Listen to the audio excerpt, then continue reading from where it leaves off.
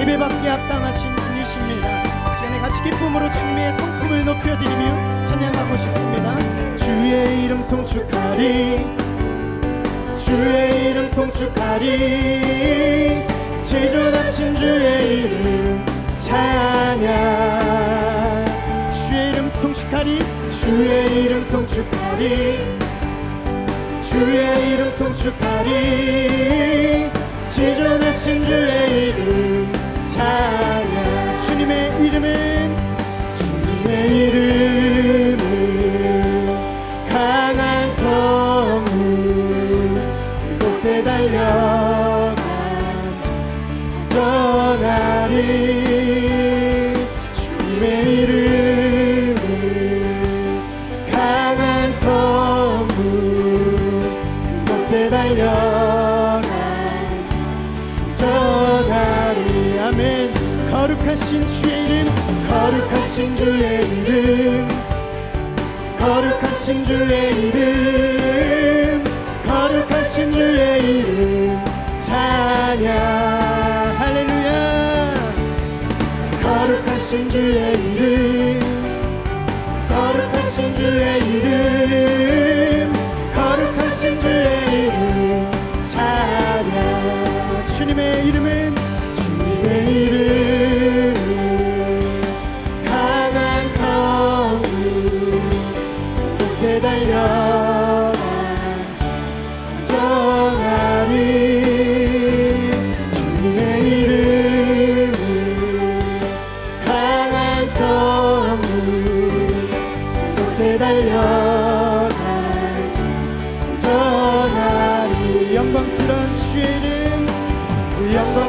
주의 이름 영광스런 주의 이름 영광스런 주의 이름 찬양 아멘 영광스런 주의 이름 영광스런 주의 이름 영광스런 주의 이름 영광스런 주의 이름 찬양 다시 한번 주의 이름 송축하리 주의 이름 송축하리 주의 이름 송축하리 지존하신 주의 이름 찬양 주의 이름 송축하리 주의 이름 송축하리 주의 이름 송축하리 지존하신 주의 이름 찬양 거룩하신 주의 이름 아멘 거룩하신 주의 이름 거룩하신 주의 이름 거룩하신 주의 이름 찬양 할렐루야 거룩하신 주의 이름 거룩하신 주의 이름 거룩하신 주의 이름 찬양 주님의 이름은 주님의 이름은 강한 성리 곳에 달려 전하리 주님의 이름은 강한 성리 곳에 달려 전하리 다시 한번 영광스런 주의 이름 영광스런 주의 이름 영광스런 주의 이름 찬양 아멘 영광스런 주의 이름 영광스런 주의 이름 영광스런 주의 이름 찬양 나는 주님을 찬양하리라 나는 주님을 찬양하리라 새 노래로 찬양 나는 주님을 찬양하리라 새 노래로 찬양 온 맘과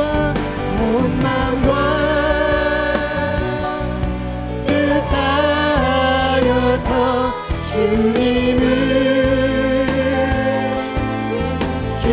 기뻐하리 두 손을 높이 들고서 주님을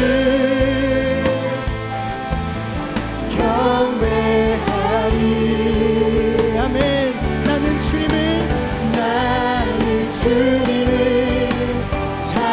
찬양하리라 새 노래로 주 찬양 나는 주님을 찬양하리라 새 노래로 주 찬양 다시 한번 나는 주님을 찬양하리라 나는 주님을 아멘 찬양하리라 새 노래로 찬양 나는 주님을 찬양하리라 새 노래로 주 찬양 온 맘과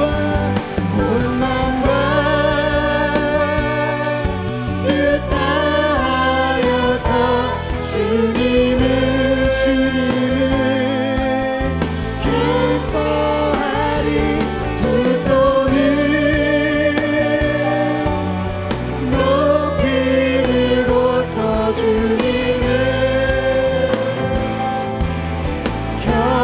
경배하리 나는 주님을 아멘 찬양하리라 새 노래로 주 찬양 나는 주님을 찬양하리라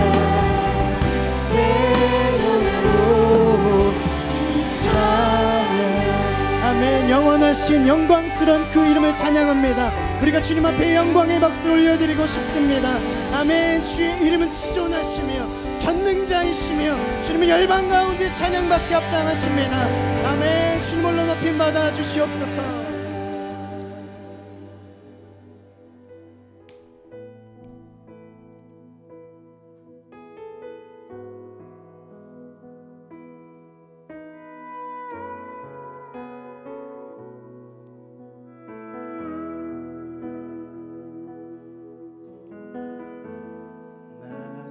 소망 되신 주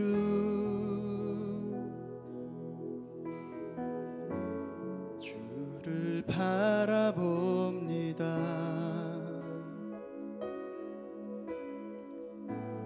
다시 오실 나의 왕 예수 주를 기다립니다.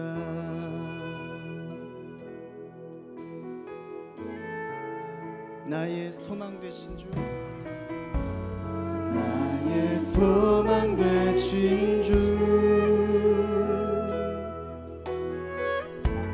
주를 바라봅니다. 다시 오실 나의 왕 예수 주를 기다립니다. 밤이나 낮이나 어제나 오늘도 영원히 주만 찬양해.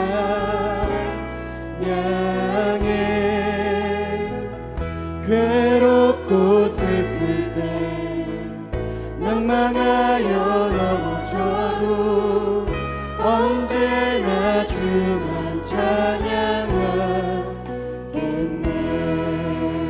나의 소망 되신 주 나의 소망 되신 주 주를 바라봅니다. 다시 오실 나의 왕 예수 주를 기다립니다. 아멘. 밤이나 낮이나 어제나 오늘도 영원히 주만 찬양해.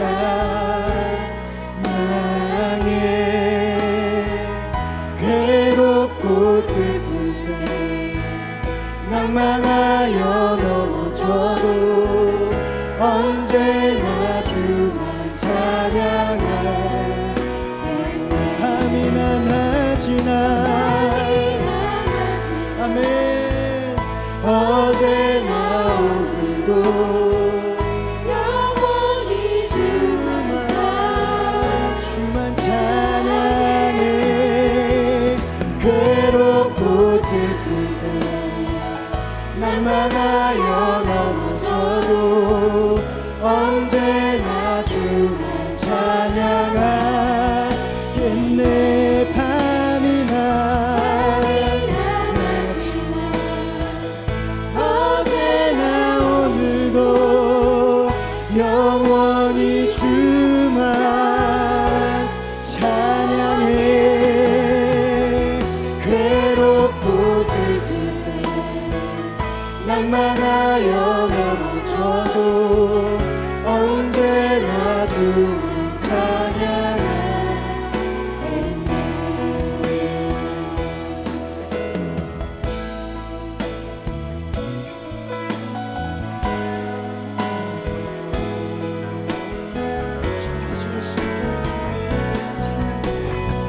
주님이 임하실 그 나라를 기대합니다. 나는 밤이나 낮이나 주님은 찬양받게 합당하시며 우리의 삶을 다하여서 주님은 높임받게 합당하십니다. 주님 우리 가운데 주님 밤이나 낮이나 어제나 오늘도 동일하신 그 주의 사랑을 찬양합니다. 나는 그 사랑을 의심하는 교만함을 범하지 않게 하여 주시고 하나님의 사랑 앞에서 온전한 경배를 내어드리는 삶의 예배자로 서게 하여 주시옵소서.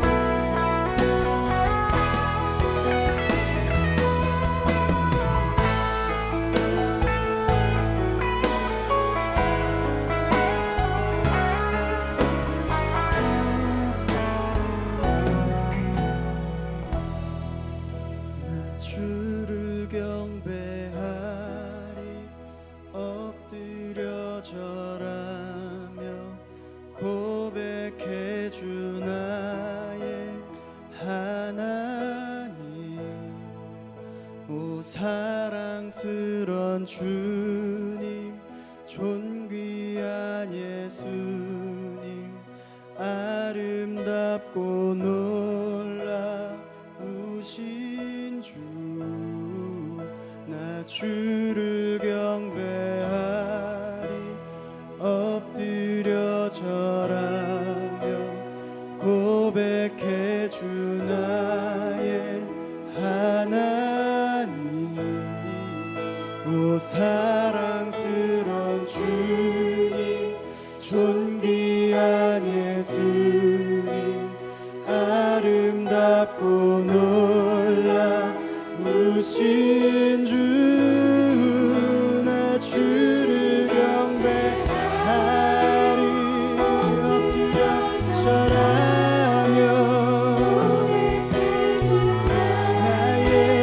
나의 하나님. 오 사랑스러운 주님 존귀한 예수님 아름답고 놀라우신 주 나 주를 경배하리 엎드려 절하며 고백해 주 나의 하나님. 할렐루야 할렐루야 주님만 높임 받으소서. 주를 경배하리 주만 사랑하리 주만 예배하리. 할렐루야.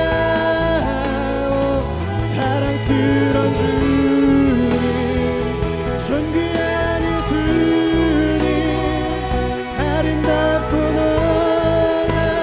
놀라우신 주 찬양하리.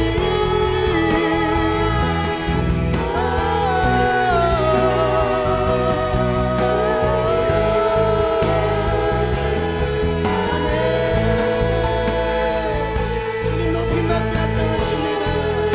주님 우리의 삶 가운데 주님의 주인이십니다. 우리의 삶의 주인이시며 주님 모든 것 되십니다. 주님으로 높임 받아 주시옵소서. 아멘.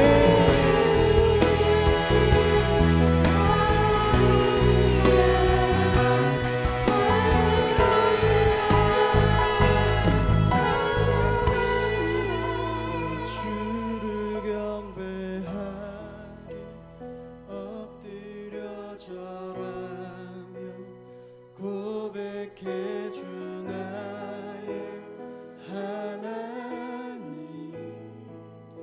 오 사랑스러운 주님 존귀한 예수님 아름답고 놀라우신 주 나 주를 경배하리 주를 경배하리 엎드려 절하며 고백해 주 나의 하나님. 오 사랑스런 주님 존귀한 예수님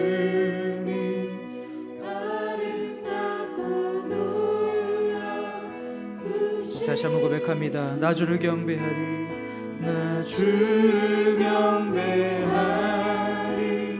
엎드려 절하며 고백해 주 나의 하나님.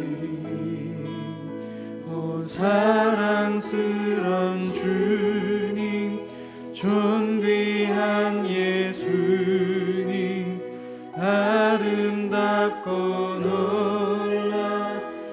놀라우신 주. 우리가 우리의 입술을 열어 주님이 우리에게 어떤 분이신지 고백하며 나가길 원합니다. 우리가 주님을 엎드려 경배하고 주님께 사랑한다라고 고백하는 것처럼 하나님, 내 삶의 여러 가지를 통해 다 주님을 높이게 하여 주시고, 그 주님께서 나의 삶 가운데 어떠한 일을 행하셨고 내 삶 가운데 어떻게 하셨는지에 대한 그 고백으로 감사하며 나가는 우리 모두의 삶이 되게 하여 주시옵소서. 그래서 각자의 삶 가운데 하나님이 어떠한 분이신지 우리 그 주님을 함께 높여드리며 그 주님의 이름을 찬송하며 이 시간 주님 앞에 기도하며 나가도록 하겠습니다. 함께 기도하겠습니다. 살아계신 하나님, 이 시간 주님 앞에 기도하며 나아갈 때에 우리의 경배를 받게 합당하신 그 주님, 우리의 찬송을 받게 합당하신 주님, 우리의 사랑의 고백을 받으신 오직 그 주님만 예배하는 시간 되기를 원합니다. 우리의 찬송을 받게 합당하신 그 주님 앞에 마땅한 경배를 드리게 하여 주시고, 우리의 경배를 받게 합당하신 그 주님 앞에 우리의 모든 것을 들어 아깝지 않은 그분 앞에 엎드려 경배하는 우리의 예배가 되게 하여 주시옵소서. 주님의 그 놀라우신 이름, 주님의 그 높고 놀라우신 그 이름들을 찬양하게 하여 주시고, 주께서 우리에게 하신 그 일들을 감사하며 나가는 우리의 모든 삶이 되게 하여 주시옵소서. 하나님, 우리 삶에 행하신 그 일들로 인하여 찬송합니다. 우리 삶 가운데 우리 인도하신 그 일들로 인하여 찬송합니다. 우리 삶이 이끌어주신 그 일들로 인하여 주님의 이름을 높이며 나아갑니다. 우리의 경배를 받으시고 우리의 찬송을 받으시며 우리의 예배를 받으시고 우리의 존귀와 영광을 주님으로 높임받아 주시옵소서. 하나님, 우리의 찬송을 받게 합당하신 분이십니다. 우리의 경배를 받게 합당하신 분이십니다. 우리의 예배를 받게 합당하신 분이시며 우리의 모든 것을 주관하시며 우리의 모든 것을 다스리시며 우리의 모든 것을 통치하시며 우리 삶의 모든 것을 인도하시고 이끄시고 섭리하시고 계획하시고 인도하시는 분이 오직 하나님 한 분밖에 없음을 고백합니다. 그 하나님께 우리의 마음껏 그 경배하게 하여 주시고 마땅히 드릴 그 예배를 주님 앞에 드리게 하여 주시고 마땅히 드릴 그 존귀와 영광을 주님 앞에 드리며 나갈 수 있도록 이 시간에 우리의 마음을 주장하여 주시옵소서.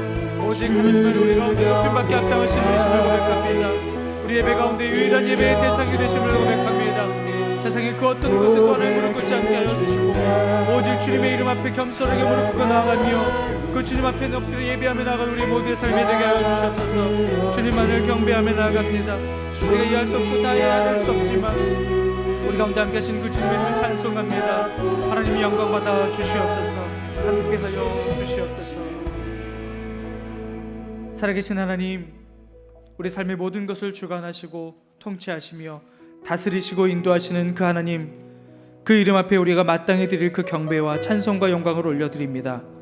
우리 예배를 통해 하나님 영광 받아주시고 우리의 경배를 통해 하나님 다시 한번 흠양하여 주시고 이 예배를 통해 하나님의 온전하심과 우리를 향한 완전하신 그 놀라운 뜻이 우리 가운데 전달될 수 있도록 하나님 역사하여 주시옵소서. 하나님, 그렇게 주의 말씀을 알고 주의 뜻을 분별할 때에 우리가 아멘으로 화답하여 순종하는 자들 되게 하여 주시고, 그래서 우리 삶 가운데 주의 뜻을 이루며 살아가는 귀하고 복된 인생이 될 수 있도록 주님 축복하여 주시옵소서. 주님 앞에 마땅히 드릴 예배 드리게 하여 주시옵소서. 주님 앞에 드릴 그 경배를 드리게 하여 주시옵소서. 주님, 우리의 찬송받기 합당하신 분이시며 우리의 경배를 받기 합당하신 분이시고 우리의 모든 것을 받기 합당하신 분이심을 이 시간 다시 한번 선포하며 고백합니다. 하나님, 우리의 삶의 모든 것을 통해 주를 예배하게 하시고 주를 경배하게 하시고 주님만 찬송하는 우리 모두의 삶이 되게 하여 주시옵소서. 하나님, 또한 겸손하게 주의 말씀 앞에 나아갑니다. 우리 가운데 은혜 주셔서 깨닫게 하여 주시고 그 말씀 들을 때에 우리가 순종하는 우리의 모두의 삶이 될 수 있도록 주님 역사하여 주시옵소서. 모두가 감사드리고 살아계신 예수님의 이름으로 기도합니다. 아멘. 아멘. 우리 찬송 가운데 함께 하신 주님께 감사와 찬양의 박수를 영광 돌리겠습니다. 아멘. 수요 오늘이 워십 오신 여러분들 환영하고 축복합니다. 오늘 함께 나눌 말씀은 요나서 1장 1절에서 10절까지 말씀입니다. 요나서 1장 1절에서 10절까지의 말씀을 여러분 한 절씩 교독하도록 하겠습니다. 제가 먼저 읽겠습니다. 여호와의 말씀이 아미떼의 아들 요나에게 임해 말씀하셨습니다. 일어나 저 큰 성읍 니느웨로 가서 그 도시에 선포하여라. 이는 그 도시의 죄악이 내 앞에까지 이르렀기 때문이다. 그러나 요나는 여호와로부터 도망쳐 나와 다시스로 향했습니다. 그는 욥바로 내려가서 그곳에서 다시스행 배를 발견했습니다. 그는 백삭을 내고 여호와를 피하기 위해 배를 타고 다시스로 향했습니다. 그러자 여호와께서 바다에 폭풍을 보내셨습니다. 거친 폭풍우가 배를 위협해 배는 거의 부서지게 됐습니다. 선원들이 두려워했고 사람들은 각각 자기 신에게 소리쳐 부르짖었습니다. 그러고는 배를 가볍게 해보려고 짐들을 바다에다 던졌습니다. 그러나 요나는 배 밑층에 내려가 누워 깊이 잠들었습니다. 선장이 그에게 다가와서 말했습니다. 내가 어떻게 잠을 잘 수 있느냐? 일어나 내 하나님께 소리쳐 부르짖어라. 혹시 하나님께서 우리를 생각해서 우리가 죽지 않게 될지도 모른다. 선원들이 서로 말했습니다. 이리 와서 제비를 뽑아 이 재난이 누구 탓인지 알아내자. 그들이 제비를 뽑았더니 제비가 요나에게 뽑혔습니다. 그러자 그들이 그에게 물었습니다. 우리에게 닥친 이 재난이 누구 때문인지 말해보아라. 내 직업은 무엇이냐? 어디에서 오느냐? 어느 나라 사람이냐? 내가 어느 민족이냐? 요나가 대답했습니다. 나는 히브리 사람입니다. 바다와 땅을 만드신 하늘의 하나님 여호와를 섬기고 있습니다. 그들은 크게 두려워하며 요나에게 말했습니다. 너는 왜 이렇게 행동했느냐? 그들은 그가 여호와 앞에서 도망치고 있다는 것을 알게 됐습니다. 그가 그들에게 말했기 때문입니다. 아멘. 오늘 말씀 선포해 주신 우리 김관수 목사님 잠깐 소개를 드리면요, 지금 양재에서 사역하고 계시고요. 아까 저녁 식사를 같이 하면서 아주 귀한 정보를 얻었는데요, 우리 신기선 목사님과 함께 중국 상해의 부흥의 역군이셨다고, 네, 그래서 함께 멋진 사역을 함께 하셨다고 아주 훌륭한 분이시라고 칭찬을 거듭거듭 하셨습니다. 우리 김관수 목사님 나오실 때 큰 환영의 박수 부탁드리겠습니다. 네, 방금 조현수 목사님께서 말씀하신 내용은 제가 제 입으로 한 얘기였습니다. 안녕하세요. 저는 양재오늘교회 공동체에 섬기고 있는 김관수 목사라고 합니다. 제가 그 대전오늘교회를 오랫동안 섬기다가 작년 9월에 이제 양재로 올라왔는데요. 양재로 올라오면서 제가 맡게 된 공동체가 또 참 은혜로 우리 신기선 목사님께서 20년 전에 맡으셨던 과주영원 공동체 제가 섬기다가 올해 이 과천 지역부터 시작해서 저쪽 서쪽에 이르는 지역이 하나의 공동체가 됐습니다. 그래서 과천과 또 안양과 또 안산에 이르는 지역을 담당하게 됐는데, 그러다 보니까 제가 그 새가족 만남의 잔치에서 항상 이렇게 소개합니다. 지하철 4호선 남태령역부터 시작해서 지하철 4호선 오이도역에 이르는 그 공동체, 지하철 4호선 공동체라고 소개를 하는데, 오늘 귀한 또 수원오늘교회에 오늘 이 예배 가운데 불러주셔서 함께 같이 말씀을 나누게 돼서 얼마나 감사하고 또 얼마나 기쁜지 모르겠습니다. 함께 같이 기도하고 말씀 나누도록 하겠습니다. 사랑하는 주님, 감사합니다. 하나님, 이 시간 이곳 가운데 하나님 임재하여 주셔서 우리 가운데 말씀하여 주시고 또 말씀을 붙잡고 주 앞에 기도할 때에 우리의 영혼이 살아나는 귀하고 놀라운 시간 되어줄 수 있도록 성령님 우리 가운데 기름 부어 주옵소서. 감사하며 예수님의 이름으로 기도합니다. 아멘. 오늘 조현수 목사님께서 읽어주신 이 요나서 말씀은 너무나 잘 아는 성경이죠. 아마도 여기 앞에 이제 우리 어린 친구들 앉아 있지만, 꿈땅 친구도 앉아 있지만, 어린이 설교에 주로 많이 등장하는 사실은 동화 같은 이야기입니다. 한 사람이 바다에 빠졌는데 큰 물고기가 나타나서 꿀꺽 삼켰고, 그 꿀꺽 삼킨 물고기 뱃속에서 회개하고 그 물고기 뱃속에서 튀어나와가지고 그 복음을 전했다. 완전 동화 같은 이야기이지요. 그런데 이 요나서의 메시지 속에서, 이 메시지에는 하나님의 엄청난 메시지가 담겨져 있습니다. 이 요나서의 큰 요점은 물고기와 관련된 그런 이야기가 아닙니다. 오히려 이 요나서 속에서 우리가 깨닫게 되는 것은 우리가 얼마나 죄인인지, 우리가 얼마나 끈질기게 죄인인지, 우리가 얼마나 지독하게 죄인인지를 우리에게 이야기를 해주고 있습니다. 이렇게 끈질기고 또 이렇게 지독하게 질긴 이 죄인을 하나님은 포기하시지 않고 끝까지 추적하시고 끝까지 사랑하신다라는 것, 그것이 바로 이 요나서의 메시지이지요. 사랑하는 수원오늘교회 성도 여러분, 오늘 이 사랑이 저와 여러분 가운데 임하여서 그 사랑 가운데 거하는 귀한 시간 되어지기를 주님의 이름으로 축원합니다. 오늘 이 본문에 등장하는 요나는 누구인가? 저와 여러분이 이렇게 항상 들었죠. 배웠습니다. 불순종의 아이콘, 때로는 보잘것없는 선지자. 왜냐하면 굉장히 찌질한 모습을 보이잖아요. 니느웨 백성들에게 복음을 전했는데 그들을 회개하니까 하나님 앞에 삐져가지고, 요나서 4장을 보면 아시겠지만 그 가운데서 이 백성이 어떻게 되는지 보자 하면서 그 장막 쳐놓고 앉아있고, 그곳에 하나님께서 박농쿨 보내셔서 그늘을 해주셔서 그것 때문에 시원하게 하고, 또 그 박농쿨 없앤 것 때문에 또 삐져가지고 굉장히 어떻게 보면 이 사람 정말 예민하다, A형의 소유자가 아닐까라고 싶을 정도로 그런 사람입니다. 그런데 요나가 정말 그렇게 보잘것없을까? 이 요나는 정말로 대단한 사람입니다.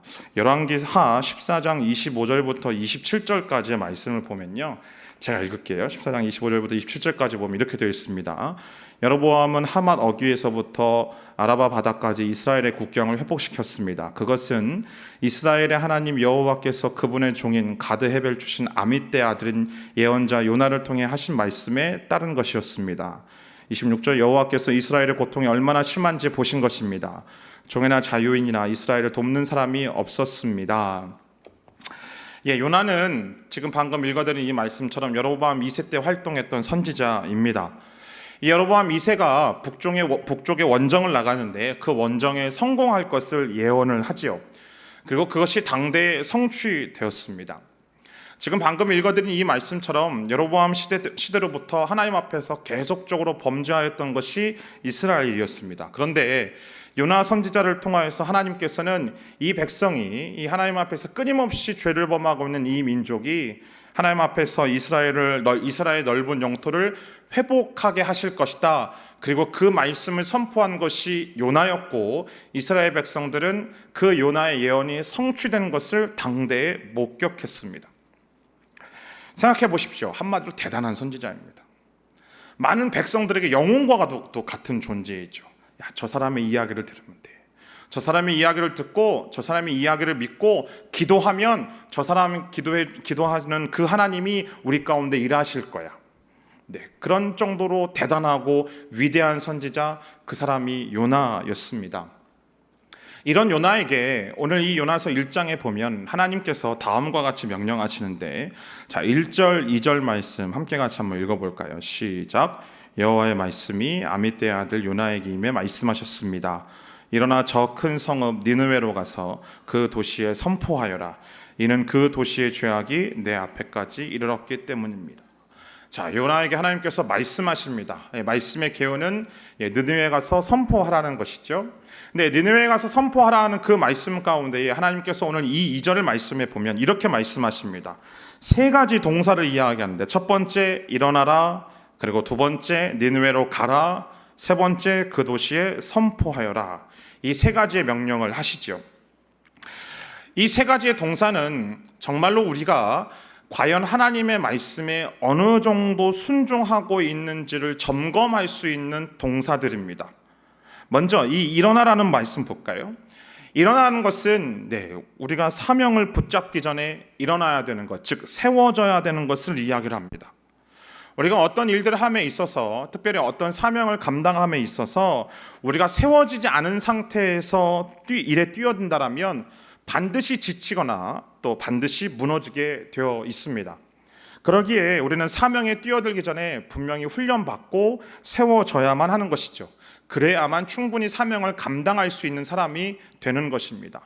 두 번째 동사가 보면 바로 가라라는 것이죠. 훈련을 열심히 받았습니다. 그런데 훈련을 열심히 받았음에도 불구하고 가지 않을 수 있어요. 사명을 받았음에도 불구하고 뛰어들지 못할 수도 있지요. 현장에 들어가지 못하는 것이죠. 예수님께서 마태복음 28장 19절에서 20절까지 이야기 중에, 그 말씀의 선포 중에 분명히 우리에게 말씀하시는 것은, 그러므로 너희는 모든 족속에게 어떻게 하라고요? 가라라고 되어 있어요. 우리가 세움을 받았다라면, 우리가 훈련을 받았다라면, 이제는 우리가 복음과 교회와 나라를 위해서 우리를 부르신 그 삶의 자리로 뛰어들어야만 합니다. 그 뛰어들음을 통해서 하나님께서 우리 가운데 일하시기 시작하시는 것이죠. 자, 두 가지의 동사를 이야기했습니다. 첫 번째 일어나라, 두 번째 가라. 그리고 세 번째 동사 2절 하반부에 선포하라라고 되어 있습니다. 훈련도 열심히 받습니다. 그리고 우리의 삶의 현장에 열심히 잘 뛰어듭니다. 그런데 문제는 선포하지 못하는 사람들이 있다라는 거죠. 잘 훈련하고 또 잘 일꾼으로 세워졌는데 우리의 삶의 현장 속에서, 가정과 직장과 사회적인 관계 속에서, 때로는 교회 공동체 속에서 외치지 못하는 사람들, 복음이 무엇인지에 대해서 외치지 못하는 사람들, 내가 만난 예수에 대해서 이야기하지 못하는 사람들이 있다라는 것이죠. 사랑하는 성도 여러분, 우리가 내가 만난 예수에 대해서 이야기하기 시작할 때에 내가 열심히 훈련받고 세움을 받아서 나를 보내신 그 삶의 자리로 들어가 그 삶의 자리에서 내가 만난 예수를 증거하기 시작할 때에 그 우리의 삶의 현장이 변하는 역사가 일어나는 줄 믿습니다. 저와 여러분이 이 세 단계 중에 어떤 단계에 계십니까? 사명을 감당할 만큼 충분히 훈련받고 세워지셨나요? 그렇지 않다라면 훈련 받으십시오. 열심히 양육받으시고 열심히 일대일 하시고 열심히 성경 공부하십시오. 말씀드렸던 것처럼 훈련을 받지 않고 우리의 준비가 되지 않은 상태로 우리의 현장에 뛰어든다라면 분명히 문제가 발생합니다. 내가 만약에 훈련을 받았다라면, 충분히 준비가 되어 있다라면, 혹시 그럼에도 불구하고 현장에 뛰어들지 못하는 분 계십니까? 사랑하는 성도 여러분, 믿음을 가지고 담대하게 현장을 찾아 들어가시게 되기를 주님의 이름으로 축원합니다. 우리는 가만히 앉아서 하나님의 능력을 경험할 수는 없습니다. 우리가 오해하고 있는 하나님에 대한 이 한 가지 오해가 있습니다. 무슨 이야기냐면, 내가 하나님 앞에 기도하면 하나님께서 내 기도 가운데에 반드시 응답하신다라는 거죠. 그런데 그 기도의 내용이 이런 겁니다. 사과나무 밑에 앉아서 하나님, 이 사과를 먹고 싶습니다. 저 사과를 내게 주십시오 라고 기도하고 그 사과나무 밑에 앉아서 입을 벌리고 있다라면 하나님께서 그 사과 열매를 따서 내 입속에 집어넣어 주시는 분. 우리는 그렇게 하나님에 대해서 착각하고 있습니다. 아니요, 그렇지 않습니다. 우리 하나님은 사과 열매를 따주셔서 내 입에 집어넣어 주시는 분이 아니라 오히려 우리로 하여금 그 사과나무를 기어 올라가게 하시는 분입니다. 응원해 주시고 또 정말 그 길을 인도해 주시고 또 그 가는 그 여정 가운데에 함께 하시는 하나님으로 말미암은 그 은혜와 감사와 감격을 충만케 하시는 분, 바로 그분이 우리 하나님이신 것이죠. 그러기에 저와 여러분의 그 부르신 그 현장 속에서, 가정 속에서, 또 직장 속에서, 또 사회적인 관계 속에서, 교회 여러 가지 사역 속에서 정말 그 가운데 뛰어들어 정말 내가 훈련받고 또 내가 세움을 받은 그 모든 일들을 이제 여러분의 입을 벌려 선포하시게 되기를 소망합니다. 하나님은 여기 계신 여러분들의 활약을 기대하고 계십니다. 그래서 여러분들을 준비시키시고 또 우리들에게 현장을 주신 것이죠. 요나도 마찬가지입니다. 요나도 충분히 훈련받았고 충분히 세움을 받았고 그가 말할 수 있고 그가 선포할 수 있는 장소도 마련되어 있고 또 그가 선포할 수 있는 내용도 있습니다. 그러면 하나님께서 오늘 그에게 무엇을 이야기하시는가? 니느웨에 가서 선포하라, 무엇을? 회개를 선포하라 라고 되어 있습니다. 잘 아시는 것처럼 니느웨는 이 아수르 대제국의 수도이죠. 요새도 인구 100만이 넘는 도시는 대도시라고 불리웁니다. 당시 이 고대 사회 속에서 인구 10,000명만 넘으면 엄청나게 큰 도시였습니다. 그런데 역사의 기록에 의하면 이 니느웨는 몇 명이 살고 있었냐면 무려 100만 이상이 살고 있었습니다. 엄청나게 큰 도시죠. 근데 그 도시에 하나님께서 회개를 선포하라라고 말씀하십니다. 왜냐하면 니느웨의 죄악이 너무나 크기 때문에 그래요. 니느웨의 죄악이 너무나 크기 때문에 하나님께서 더 이상 보고 계실 수가 없는 거예요. 그들을 너무나 사랑하시기 때문에 회개하고 돌이키기를 소망하시는 것이죠. 그러나 또 한 가지 이유가 있습니다.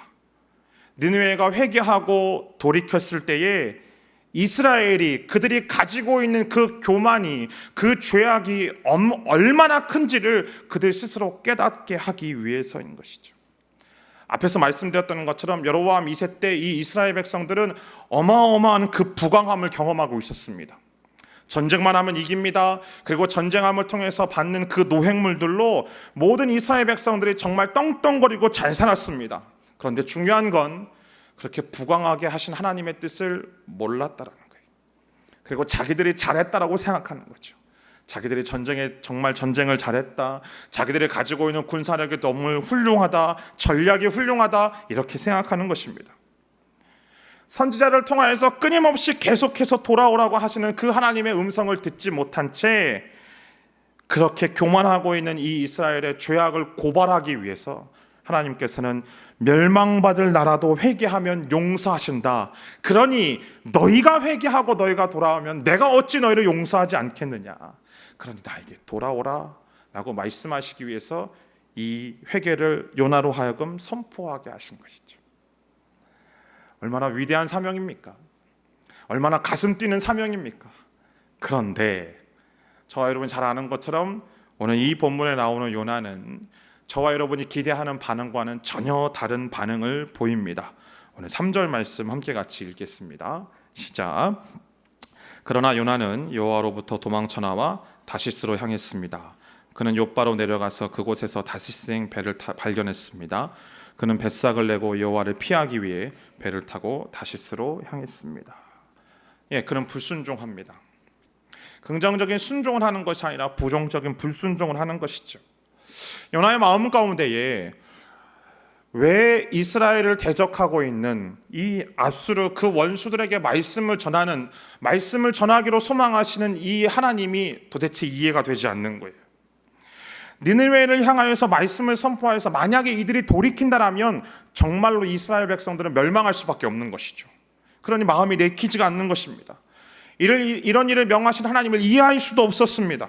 생각할수록 가기 싫고 생각할수록 화가 나고 이런 일을 시키시는 하나님께 원망과 불만이 자꾸 생기는 것이죠. 그래서 어떻게 했습니까? 방금 읽으신 3절처럼 하나님의 말씀이 주어졌음에도 불구하고 그 말씀에 대해서 요나는 다음과 같은 접속사로 반응합니다. 그러나 하나님이 이렇게 말씀하셨는데 그러나 어떻게 하죠? 우리가 잘 그러는 것처럼 이 불편하고 부담스러운 이 하나님의 말씀을 무시하기로 결정합니다. 무시하고 다시스로 내려가는 배를 찾기 시작하죠. 한편으로는 무시한 것도 있지만 자기 나름대로 이렇게 하는 것이 또 하나의 순종일 수도 있겠다라는 착각 속에서 살았는지도 모릅니다. 니느웨로 가서 복음을 전할 바에 세상 끝이라고 생각하는 다시스에 가서 복음을 전하는 것이 오히려 더 유익하고 더 멋진 일이지 않겠는가? 자기 나름대로 착각인 것이죠. 그리고 하나님으로부터 도망칩니다. 선지자가 도망자의 길을 선택한 거예요. 그런데 오늘 이 본문에 보면요, 이 요나서 읽어보면 하나님으로부터 등을 보이고 하나님으로부터 도망치는 사람들은 어떠한 인생을 살아가게 되냐면 내리막길을 걷게 되는 것을 우리는 볼 수 있습니다. 오늘 3절에 보시면 여호와로부터 도망쳐 나와 다시스로 향했다. 그는 욥바로 내려갔다라고 되어 있죠. 그다음에 다시스 행 배를 발견했다라고 되어 있는데 원어 성경을 보면은 이것도 다시스 행 배를 발견하고 다시스 행 배로 내려갔다라고 되어 있습니다. 그리고 좀 이따가 저희가 읽겠지만 그 뱃속에서도 5절에 보면은 배 밑층까지 내려갔다라고 기록되어 있고 심지어 요나서 2장 6절에 보면은 요나가 그 물고기 뱃속에서 이렇게 이야기합니다. 내가 산의 뿌리에까지 내가 내려갔습니다라고 되어 있습니다. 성경은 이 내려갔다라는 단어를 통해서 하나님을 등지고 떠나는 그 요나의 모습을 계속적으로 보여주고 있습니다. 사랑하는 성도 여러분, 우리가 하나님으로부터 등을 돌리고 하나님으로부터 떠나는 것, 즉 내가 하나님을 원망하고 하나님의 사명을 내가 수행하지 못하고 내게 주신 그 자리 속에서 계속 도망치듯이 내가 떠나면 우리의 인생은 내리막길을 걸어갈 수밖에 없는 거예요. 그 내리막길의 모습들이 어떤 모습들이냐면 영적인 침체에 빠지고 삶의 기쁨과 만족을 잃어버리게 됩니다. 때로는 깊은 죄책감에 시달리고 또는 낙심하게 됩니다. 사람들에게 선한 영향력을 끼치기는커녕 오히려 다른 사람들에게 불편한 존재가 됩니다. 오늘 여기 나오는 요나의 모습처럼. 저와 여러분 잘 아는 것처럼 하나님과의 관계에 문제가 있으면 다른 사람과의 관계가 좋을 수가 없는 것이죠. 영혼이 편하지 않으니까 우리의 몸도 마음도 편하지가 않는 거예요. 생명의 근원 되신 하나님으로부터 멀어졌는데 우리가 어떻게 그 생명을 누리고 살 수가 있겠습니까? 집 나가면 고생이라는 말이 있습니다. 이 말은 영적으로도 너무나 정확한 말 같아요. 정말 집과 같은, 영혼의 집과 같은 하나님을 떠나면 우리의 인생은 고생할 수밖에 없는 것이죠. 사랑하는 소원언누리 교회 성도 여러분, 하나님으로부터 도망하지 마십시오. 그분을 멀리하지 마십시오. 우리만 힘들어질 수밖에 없습니다. 우리만 고생하게 되는 것이죠. 정말로 저와 여러분이 생명력이 넘치고 활력 있는 삶을 원한다라면 그것은 하나님이 우리를 부르실 때 그 부르심에 응답해서 그분 앞에 나아가는 것입니다. 내 생각과 내 경험과 내가 살아왔던 그 가치에 따라서 그 사명을 판단하고 결정하고 내가 원하는 대로, 내가 뜻하는 바로, 내가 좋아하는 대로 그 내용의 모습들을 바꾸어서 니느웨로 가라고 말씀하신 그 말씀이 아니라 다시스로 가는 게 더 좋겠다라고 이야기하는 자기 중심적인 그 신앙의 모습들을 가지고 여전히 우리가 살아가고 있다면 우리는 우리의 인생 속에서 내리막을 경험할 수밖에 없습니다. 그러나 지금 내가 이해하지 못한다 하더라도, 지금 당장 손해를 볼지 모른다 하더라도, 그러나 더 기쁨과 더 만족과 더 생명력을 얻을 수 있음을 내가 확신하기 때문에 하나님이 부르신 그 부르심에 내가 응답하고 반응하며 살아가는 것이죠. 그럴 때 비로소 우리 삶이 더욱더 풍성하고 가치 있게 되는 것입니다. 오늘 저와 여러분이 그 하나님의 부르심 가운데 응답하고 또 반응하며 정말 주의 말씀 가운데 순종함으로 도망쳐서 내려가는 인생이 아닌 하나님 앞으로 나아가 그 하나님 앞으로 올라가는 인생 되시기를 주님의 이름으로 축원합니다. 자, 오늘 그렇다면 이 요나에게 필요한 일은 무엇일까요? 그것은 하나님에 대해서 새롭게 깨닫는 것입니다. 이 요나가 왜 이런 행동을 했을까? 하나님에 대해서 오해했기 때문에 그렇죠. 하나님을 이해를 하지 못한 거예요. 왜 이렇게 하셨는지, 도대체 우리를 사랑하고 계시는 건지, 도대체 그분의 뜻이 무엇인지 전혀 이해하지 못한 것이죠. 그래서 하나님은 요나에게 당신이 어떤 분이신지를 보여주기 시작하시는데 그 첫 번째가 무엇인가? 우리를 깨우시는 하나님이라는 거죠. 하나님이 우리를 어떻게 깨우시는가? 4절과 5절 보면 하나님께서 폭풍을 통해 요나를 깨우십니다. 4절 말씀 보면 여호와께서 바다에 폭풍을 보냈습니다. 거친 폭풍우가 배를 위협해 배는 거의 부서지게 됐습니다. 5절 선원들이 두려워했고 사람들은 각자 자기 신에게 소리쳐 부르짖었습니다. 그러고는 배를 가볍게 해보려고 짐들을 바다에다 던졌습니다. 그러나 요나는 배 밑층에 내려가 누워 깊이 잠들었습니다. 요나는 이스라엘만 벗어나면 하나님이 자기 자신을 찾아내지 못할 거라고 생각했던 것 같아요. 그러나 하나님은 그를 찾아내시죠. 그리고 폭풍을 통해 그를 깨우기 시작하십니다. 여러분, 우리가 비바람이 칠 때, 폭풍이 올 때는요, 예비적인 징조가 분명히 있습니다. 하늘에 먹구름이 낀다든지, 갑자기 파도가 심해진다든지, 또 바람이 분다든지, 그런 예비적인 징조가 있죠. 그런데 오늘 이 폭풍은 예비적인 징조 없이 갑작스럽게 온 폭풍이기에 선원들이 겁을 먹기 시작합니다. 한 번도 경험해보지 못한 상황이기 때문에. 자, 그 폭풍 앞에서 어떻게 반응합니까? 각자 자기들의 신을 향하여서 부르짖기 시작합니다. 죽음 앞에 다다르면요, 사람들은 자기들이 섬기는 신을 부르면서 기도하는 것 같아요. 위기를 만나고 특별히 죽음 앞에 있으면 어떤 사람도 자기 자신을 무신론자라고 이야기할 수 없습니다. 다 종교적이 됩니다. 오죽하면 메가다 장관이 이런 얘기를 했습니다. 전쟁의 참호 속에서는 무신론자가 없다라는 것이죠.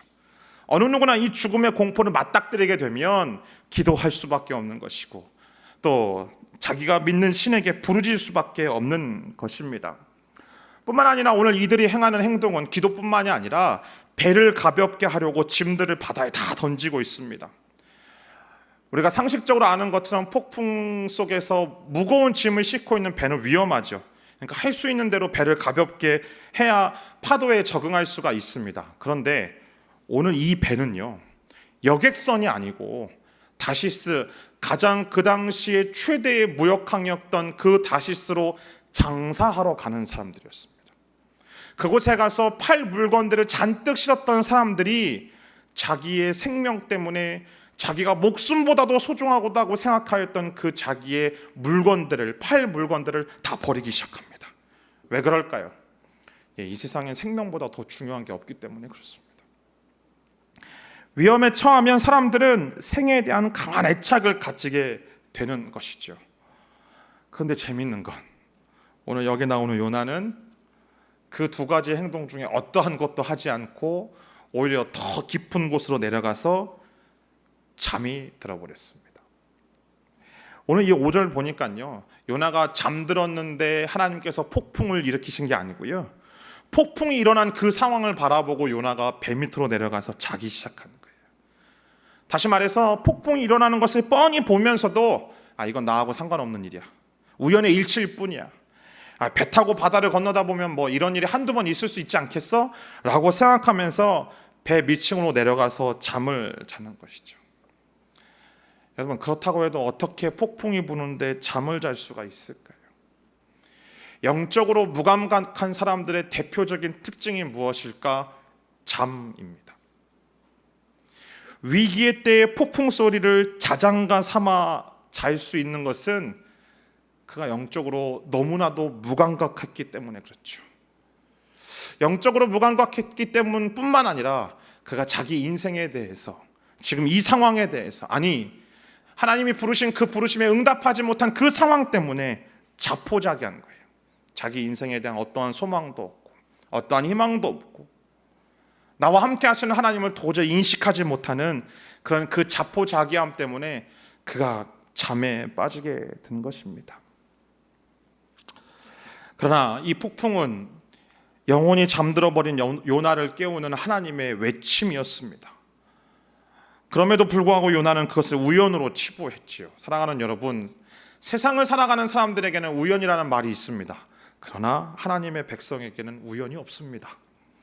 흔들리는 풀잎 하나에도 하나님의 음성이 들어있는데 어떻게 이 엄청난 폭풍이 우연일 수가 있겠습니까? 이 폭풍은 정말 깨닫지 못하는 자기 백성을 끼우는 하나님의 외침이었습니다. 정신을 차리라는 외침. 그럼에도 불구하고 요나는 그 깨우는 소리에 귀를 틀어막고 이불을 몸에 돌돌 동여매고 아이처럼 억지로 그 외침을 외면하고 있는 상황이죠.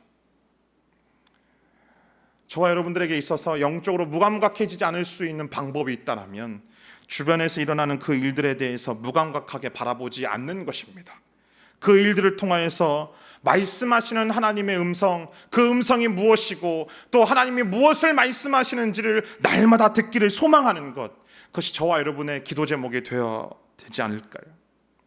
내게 손해가 되는 것이 무엇인지를 생각하기 이전에, 내가 더 이득이 되는 것이 무엇인지를 생각하기 이전에 하나님이 나에게 무엇을 경고하시는지, 하나님 나에게 무엇을 말씀하시는지, 내가 무엇을 깨닫지 못하고 있는지를 우리는 끊임없이 우리의 상황들을 뒤돌아보며 바라보며 점검해야만 하는 것입니다. 그것이 폭풍을 통해서 깨우신 하나님을 통해서 얻게 되는 진리이지요. 두 번째, 하나님은 어떻게 깨우시는가? 6절에 보니까 선장을 통해서 깨우십니다. 폭풍을 통해서 깨우심에도 불구하고 요나가 못 알아먹으니까 이제는 선장을 통해서 직접 말씀하십니다. 6절 보십시오. 내가 어떻게 잠을 잘 수 있느냐? 어떻게 잠을 잘 수 있느냐는 거예요. 이 상황 속에서 목소리는 선장의 것이었지만 그 메시지는 분명히 하나님의 것이었습니다. 이 선장이 보기에 요나가 얼마나 얄미운 사람이었을까요? 모든 사람들이 지금 각자 자기의 신에게 부르짖고 있습니다. 모든 사람들이 장사하고자 하는 그 물건들을 버리면서까지 필사적으로 살려고 애를 쓰고 있습니다. 근데 이 얄미운 이 사람은 배 밑에서 쿨쿨 잠만 자고 있는 거예요. 그래서 답답해서 그를 찾아가서 부르짖는 거예요. 그리고 소리치는 거예요. 6절 보십시오. 일어나 내 하나님께 소리쳐 부르짖어라. 여러분, 어디서 많이 듣던 말씀 아닙니까? 2절에 하나님께서 요나에게 말씀하셨던 내용과 똑같아요. 일어나 가서 선포하라.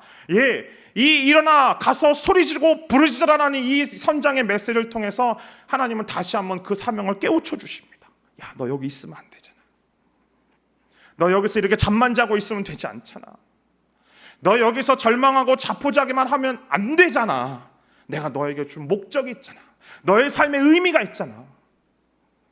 그럼에도 불구하고 요나는 깨닫지 못하는 거예요. 사랑하는 성도 여러분, 어려운 일이 생기면 기도하며 하나님께 나아가야 되는 것이 믿는 이들의 모습이 아닐까요? 그런데 믿는 이들이 오히려 더 기도하지 않기 때문에 오늘 이 본문처럼 믿지 않는 사람들을 하나님께서 동원하십니다. 마치 발람을 태웠던 그 당나귀가 발람이 도저히 깨닫지 못하니까 하나님께서 이 당나귀의 입을 열어서 말씀하셨던 것처럼. 왜 그럴까요? 우리는 은혜 안에서 은혜로만 살아가는 사람이기 때문에 예수를 믿는 그리스도인이 하나님의 은혜를 잃으면 믿지 않는 사람보다 더 헤맬 수밖에 없습니다. 더 깊은 영적인 침체 속에 빠질 수밖에 없습니다. 그런데요, 그러면 믿지 않는 사람들이 더 심각하게 생각합니다. 만에 하나 믿지 않는 우리의 이웃들이, 믿지 않는 직원들이 믿는 사장에게 찾아가서 사장님 제발 기도원이라도 좀 다녀오십시오. 저희가 죽겠습니다 라고 이야기를 했다라면 갈 때까지 다 간 것이죠. 작금의 시대 속에서 우리는 이 나라의 문제들, 또 우리의 가정의 문제들, 또 교회와 공동체의 상황들을 우리는 바라보고 듣습니다. 그럼 우리가 듣고 난 이후에 우리 마음 가운데 갈등이 생기고 우리 마음 가운데 정말 말할 수 없는 그 어려움들이 생겼다라면 저와 여러분들이 해야 될 일이 무엇일까? 기도하는 일입니다. 저와 여러분들이 깨어 하나님 앞에 부르짖고 기도하는 일, 그것이 바로 예수를 믿는 저와 여러분들의 사명이자 우리가 나아가야 될 방향인 것이죠. 하나님은 그것 때문에 이 선장을 통해서 요나를 깨우고 계십니다.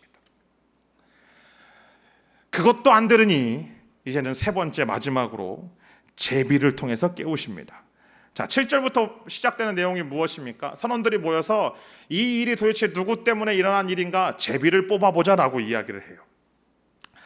보통 선원들은 심각한 폭풍을 만나면 이게 지금 누가 지금 죄인이 타고 있어서 어떤 사람이 문제가 있기 때문에 이런 일들이 우리에게 생긴 거다, 그러니 한번 제비를 뽑아보자라는 어떤 미신적인 풍습을 가지고 있었다고 해요.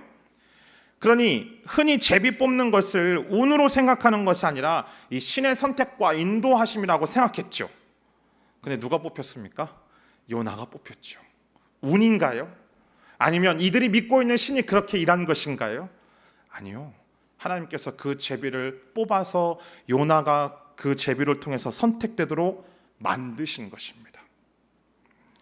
사람들은 속일 수 있지만, 사람들의 눈을 피해서 더 깊은 곳에 내려가서 잠을 잘 수는 있지만 하나님을 속일 수가 없는 것이죠. 하나님을 피할 수가 없는 거예요.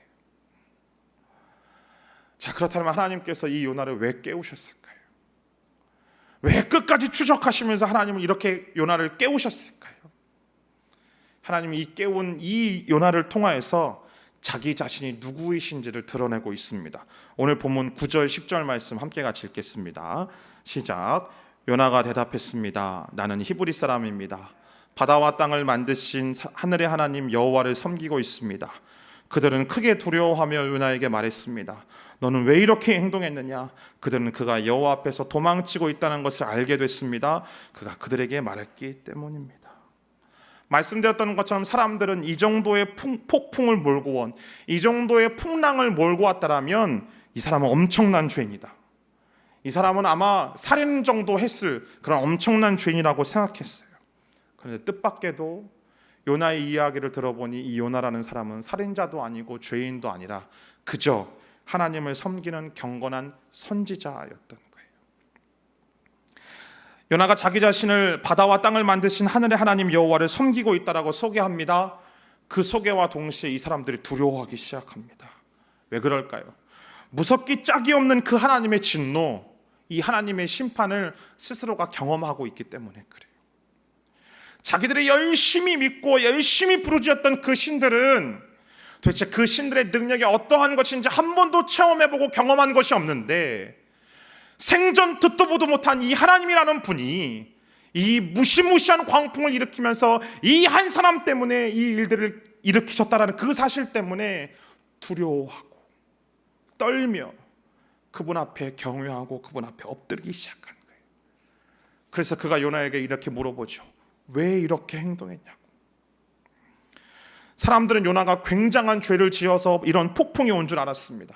그런데 말씀을 들어보니, 요나의 이야기를 들어보니 단순히 하나님의 말씀에 순종하지 못한 것, 하나님으로부터 도망쳤던 것, 그것밖에 없는 거예요.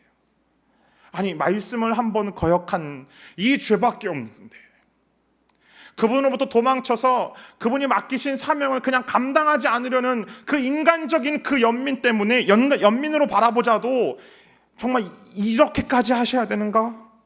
그럼 그것 때문에 진노하신 하나님이라면 매일 죄를 먹고 마시고 타락할 대로 타락한 자신들에게는 하나님께서 얼마나 크고 무섭게 진노하시겠는가?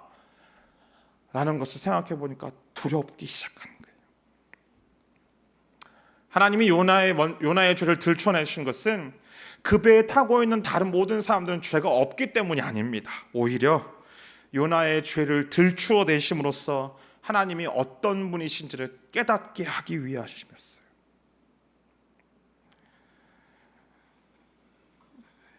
예수를 믿는 이의 회개는, 예수를 믿는 이의 삶 속에서 하나님으로부터 나아가는 그 돌이킴은 그 어떤 설교보다도 힘이 있습니다. 그 어떤 찬양보다도 능력이 있습니다.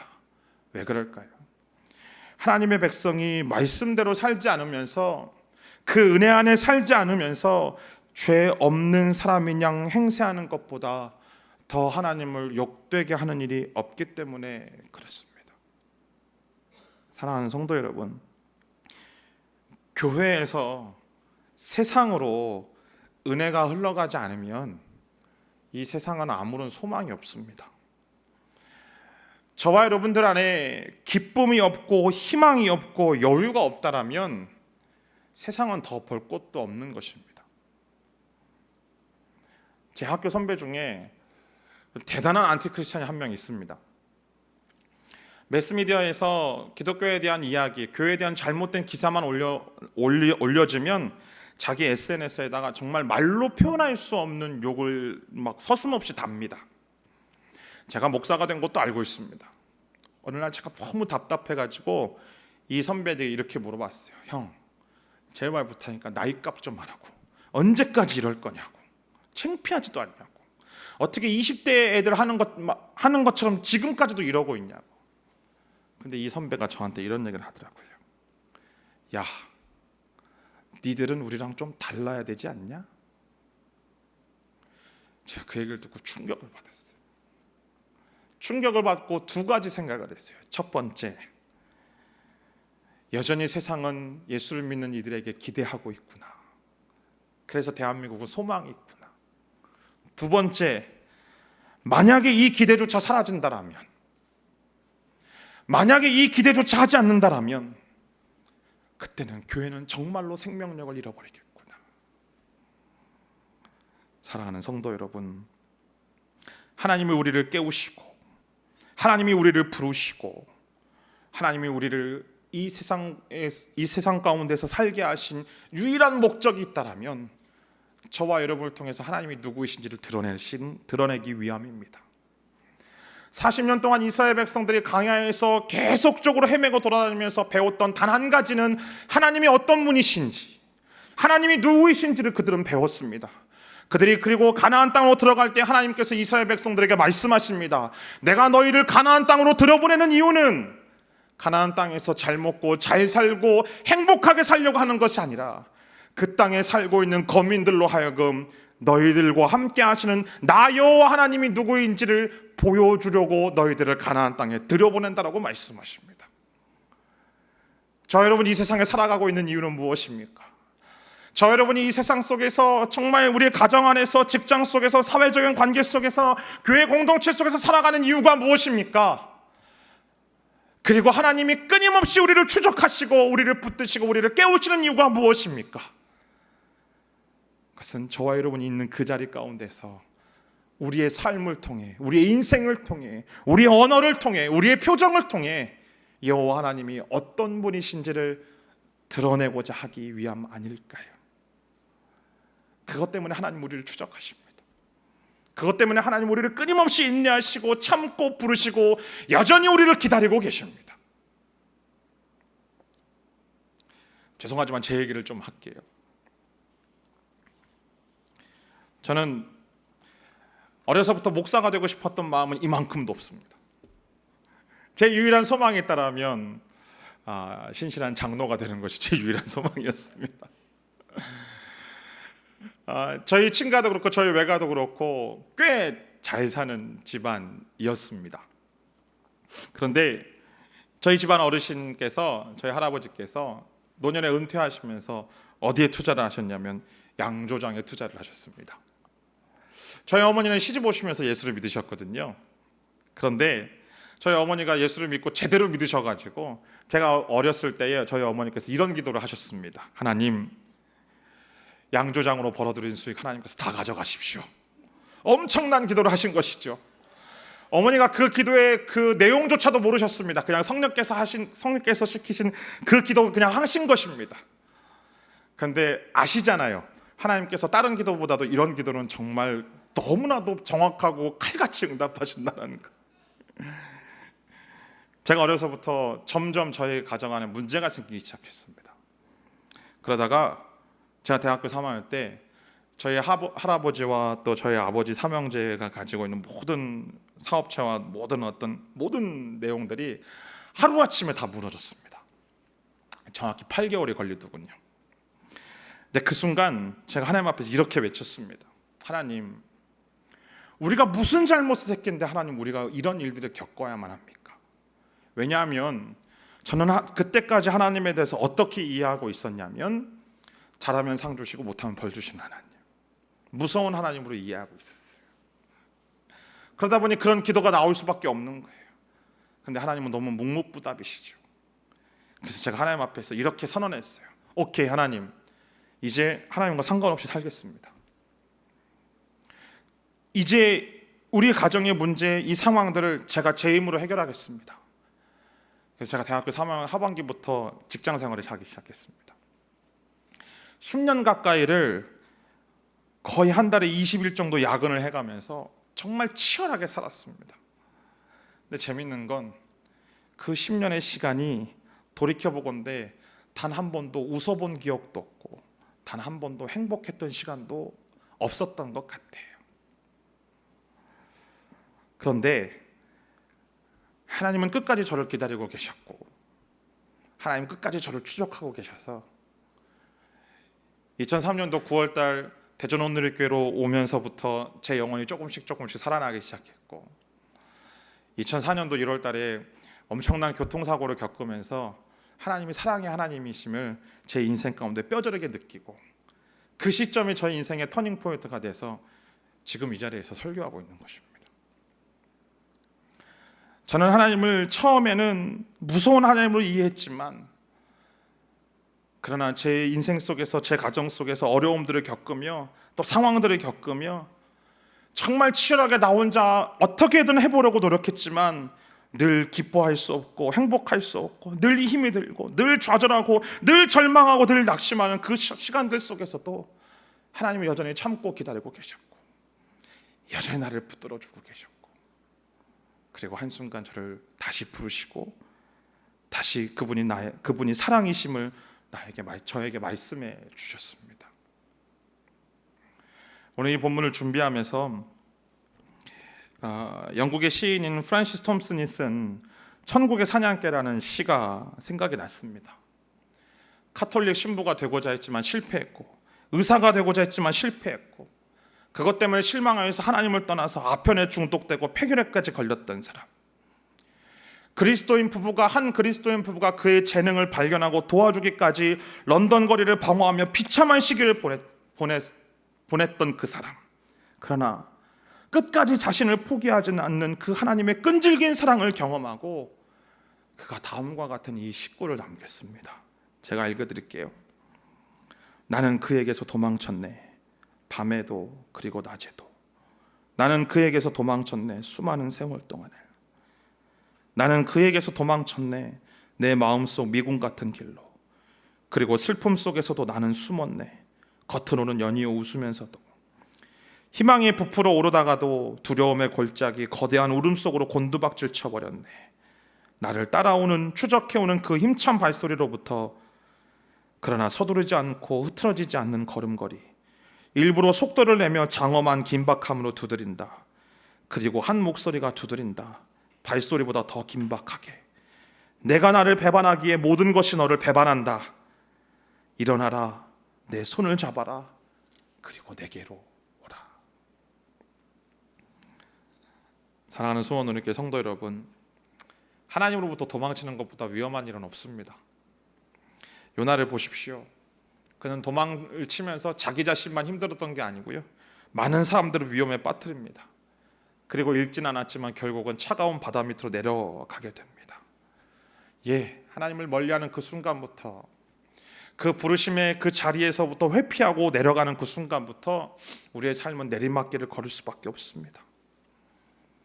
오늘 여기 계신 한 분 한 분이 다시 하나님으로부터 도망치는 것이 아니라, 하나님으로부터 등을 돌리는 것이 아니라, 그 사명에 반하여서 그 사명에 반대되는 방향으로 뛰어가는 것이 아니라 그분의 품속으로 달려가게 되시기를 주의 이름으로 축원합니다.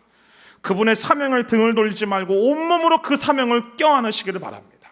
비록 지금 당장은 이해가 되지 않는다 하더라도, 비록 불편하고 어색하다 할지라도 하나님의 뜻이라면 무시하지 말고 그 뜻을 행하시기를 바랍니다. 시편 139편에서 시편 기자가 이렇게 얘기합니다. 내가 새벽 날개를 치며 바다 끝에 거한다 하더라도 거기에서도 주의 손이 나를 인도하시리라. 할렐루야. 그분이 우리의 하나님이십니다. 어디로 가면 하나님의 음성이 들리지 않겠습니까? 어디에 숨어 있는다 한들 하나님의 음성이 들리지 않는 곳이 있겠습니까? 저와 여러분에게 정말로 필요한 것이 있다면 오늘 나에게 갑자기 앞일이 열리거나 많은 돈이 생기거나 관계의 문이 열리는 것이 아니라 정말 우리에게 필요한 일은 나를 깨우시는 하나님, 나를 추적하시는 하나님, 그 하나님을 만나고 그 하나님 앞으로 나아가는 것뿐입니다. 지금 내가 생각하고 있었던 그 작은 하나님, 왜소한 하나님이 아니라 말씀을 통해서 온 세상을 뒤집어 엎으시고 만드시고 절망 가운데 생명길을 내시고 태풍과 바다와 그 가운데 모든 것을 주장하신 하나님, 그 하나님을 만나는 것뿐입니다. 도널드 맥클로우 박사가 쓴 내가 만든 하나님이라는 책이 있습니다. 이 책에 보면 우리가 스스로 우리의 생각의 틀 가운데 하나님을 가두어 두고 내가 아는 하나님은 이래야만 해, 내가 아는 하나님은 이렇게 행동하셔야만 해 라고 생각한다는 거죠. 아니요, 그렇지 않습니다. 하나님은 우리의 이해보다도 더 크신 분인 줄 믿습니다. 하나님은 우리의 능력보다도 더 위대하신 분인 줄 믿습니다. 오늘 그 하나님이 여전히 나를 추적하고 계심을, 오늘 그 하나님이 여전히 나를 붙들고 계심을, 오늘 그 하나님이 여전히 나를 부르시고 보내시고 우리의 삶의 잔이로 인도하고 계심을 믿음으로 반응하며 받아들이며 다시 한번 일어나 가서 그분의 놀라우신 이름을, 능력을 선포하시는 저와 여러분의 인생 되기를 주님의 이름으로 축원합니다.